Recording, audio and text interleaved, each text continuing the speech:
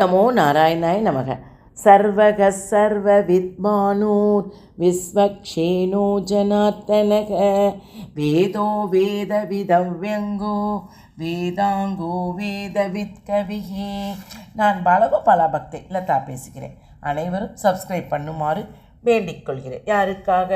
நம் எம்பெருமானுடைய அருளையும் கிருஷ்ணன் குட்டியினுடைய அருளையும் பெறுவதற்காக. நாம் இன்றைக்கு பார்க்க போகும் திருநாமம் 130வது திருநாமம் வேத வித். அதனுடைய மீனிங் என்னன்னு பார்த்தோங்கன்னா, வேதத்தை முழுமையாக அளித்தவர்.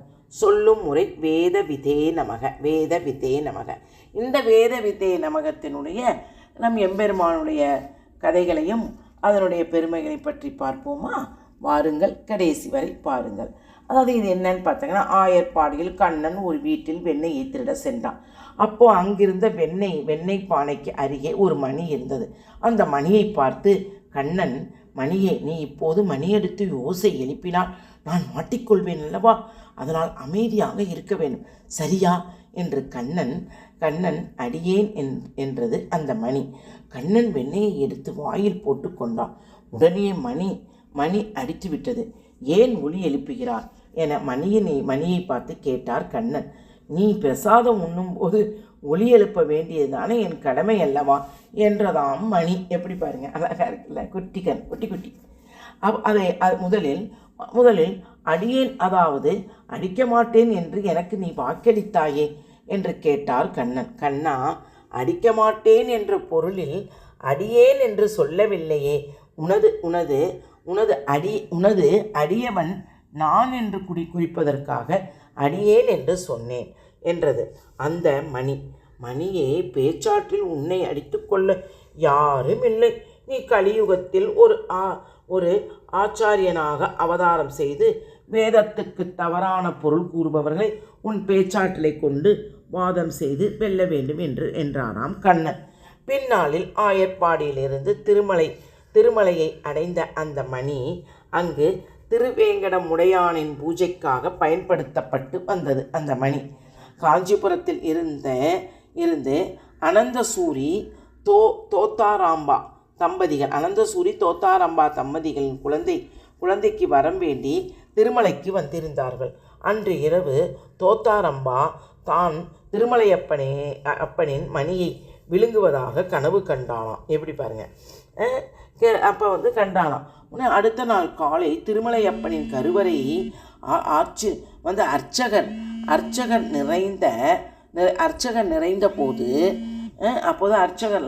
நிறைந்த போது அங்கு மலையப்பனின் மணியை காணவில்லை. அது பெரும் சர்ச்சையாகி செய்திய ஊரெங்கும் பரவியது. அப்போது அங்கு அதாவது ஜூயர் சுவாமி பெருமாள் ஒரு பக்தைக்கு தன் மணியை பரிசீலித்ததாக நான் கனவு கண்டேன் என்று கூறினாராம். அடுத்த சில நாட்கள் தோத்தாரம்பா கருவுற்றாள். புரட்டாசி மாதம் திருவோண நட்சத்திரத்தில் திருமலையப்பனின் மணியின் அம்சமாக ஒரு ஆண் குழந்தையை ஈன்றான்.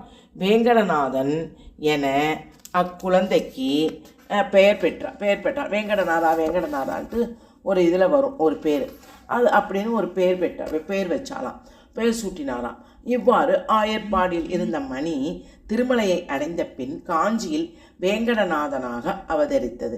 வேங்கடநாதன் தன்னுடைய 20வது வயதுக்குள் அனைத்து வேத சாஸ்திரங்களையும் தன்னுடைய தாயின் மாணவரான அம்புல்லாரிடம் கற்று தேர்ந்தாராம்.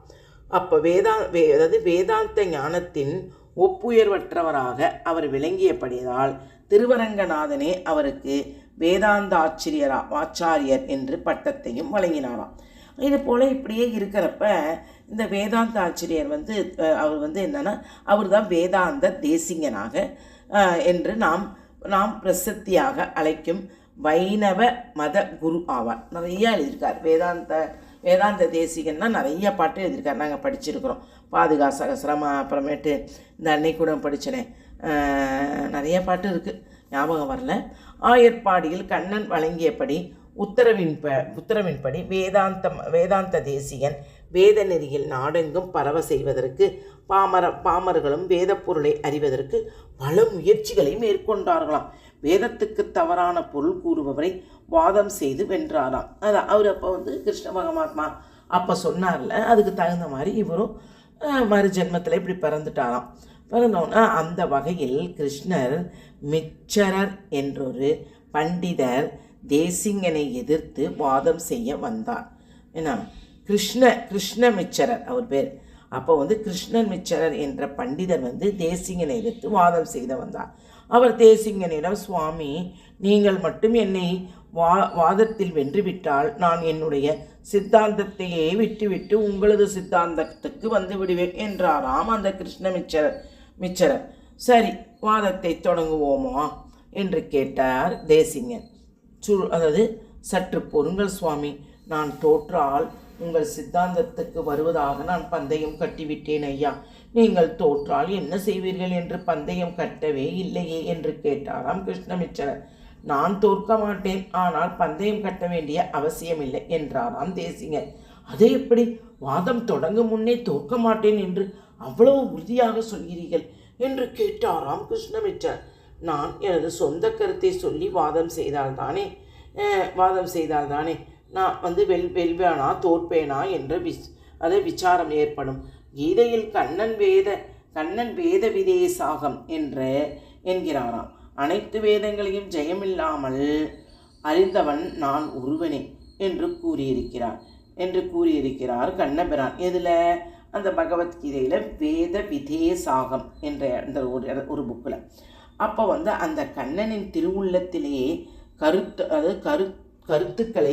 கருத்துக்களை அவற்றை பிரதிபலிப்பவனாகவும் ராமானுஜரின் திருவுள்ளத்தில் உள்ள கருத்துக்களையும் கொண்டு இப்போது அடியேன் வாதம் செய்ய போகிறேன் ஒழிய எதுவுமே என் சொந்த கருத்தில்லை ஐயா. எனவே தோல்வி என்ற பேச்சுக்கே இடமில்லை என்றாராம் வியந்து போன கிருஷ்ணமிச்சர். அவ்வாறே வாதத்தில் கிருஷ்ணமிச்சரை வென்று தமது சீடனாக்கினாராம் தேசிங்கன். அனைத்து வேதங்களின் கருத்துக்களையும் ஐயமின்றி அறிந்தவர் திருமால் ஒருவரே. மனித புத்தியால் வேத கருத்துக்களை முழுமையாக அறிய முடியாத வேதியரான திருமாலே நம்மாழ்வார், ராமானுஜர், வேதாந்த தேசிகன், மணவாள மாமுனி என்ற மகான்கள் அப்போது வேதங்களின் பொருளை ஐயம் திரிபுரத்தானே உணர்த்தி அவர்களை பேச வைக்கிறார். இவ்வாறு சந்தேகத்திற்கு இடமில்லாமல் வேதங்களின் பொருளை அடியார்களுக்கு உணர்த்துவதால் திருமால் வேதவித் என்று அழைக்கப்படுகிறார். அதுவே விஷ்ணு சகஸ்ரநாமத்தில் 130வது திருநாமமாக அழைக்கப்படுகிறது. வேதவிதே நமக என்று சொல்லி வரும் அன்பர்களுக்கு வாழ்வில் எந்த விஷயத்திலும் சந்தேகம் இல்லாமல் தெளிவான ஞானம் பிறக்கும்படி அருள் புரிகிறார் நம் எம்பெருமான். எவ்வளவு அழகான கருத்துக்கள் பாருங்கள். அதாவது எப்போதுமே போட்டின்றப்ப என்னுடையது, நான் தான் ஜெயிப்பேன், நான் தான் பண்ணுவேன் அப்படின்ற அந்த அகங்காரம் இல்லாமல் எல்லாமே கிருஷ்ணனை பற்றியும் இவரை பற்றி தான் நான் சொல்ல போகிறேன். அதனால் எனக்கு என்ன பயம்? நான் எப்படியும் வாதத்தில் ஜெயிக்க தான் போகிறேன். ஏன்னா நான் எல்லாமே என்னுடையது இல்லை, நம்ம எம்பெருமானுடையது. அதனால் நான் ஜெயித்து தான் ஆகுவேன் ஒரு கான்ஃபிடெண்ட்டாக சொல்கிறார். அதை தான் சொல்கிறேன். நமக்கே இந்த உடம்பே நமக்கு வருந்ததுன்னு வச்சுக்கோங்களேன். அது வருந்துச்சுன்னா அப்போ வலிக்குதேன்னு கவலைப்படக்கூடாது. கடவுளை, எம்பெருமானே, நீ கொடுத்துருக்கிற அனைத்து உறுப்புகளும் எனக்கு வலியாக இருக்கிறது, இது அனைத்தும் உன்னுடைய உறுப்புகள், நீயே பார்த்துக்கொள்ளப்பா அப்படின்னு நீங்கள் சொல்லி வேண்டிக்கிட்டே இருந்தாங்கன்னா அது 5 நிமிஷம் இல்லை 10 நிமிஷத்தில் அது க்யூர் ஆகிடும். அதுதான் நான் என் குழந்தைங்களுக்கு சொல்லுவேன். ஓகேம்மா, பிடித்திருந்தால் லைக் பண்ணவும், ஷேர் பண்ணவும், கமெண்ட் பண்ணவும். வாழ்க வளமுடன். இந்த ஒவ்வொரு நாமத்தையும் ஒரு ஸ்லேட்லேயோ போர்டுலேயோ ஒரு பேப்பர்லேயோ எழுதி வச்சுக்கோங்க. ஒவ்வொரு நாமமும் ஒவ்வொரு பிசிஎஸ்ஐ குறிப்பதால் இது அனைவருக்கும் உதவும்.